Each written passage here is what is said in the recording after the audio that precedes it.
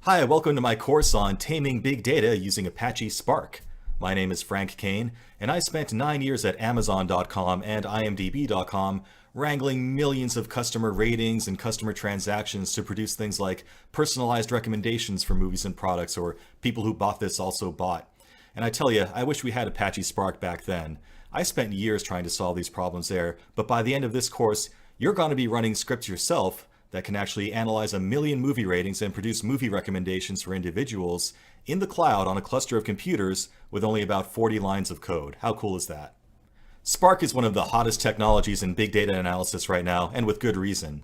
If you work for or you hope to work for a company that has massive amounts of data to analyze, Spark offers a very fast and a very easy way to analyze that data across an entire cluster of computers and spread that processing out. And that's a very valuable skill to have right now.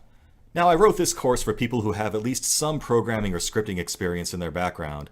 We're going to be using the Python programming language throughout this course, which is very easy to pick up, and I'm going to give you over 15 hands-on real examples of Spark Python scripts that you can run yourself and mess around with and play with and learn from.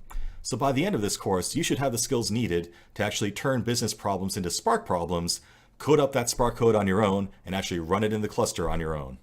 My approach in this course is to start with some simple examples and work our way up to more complex ones, and we'll have some fun along the way too.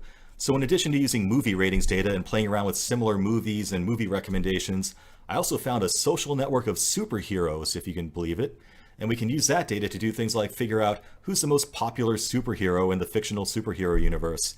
And have you heard of the Kevin Bacon number, where everyone in Hollywood is supposedly connected to Kevin Bacon by some small number of degrees?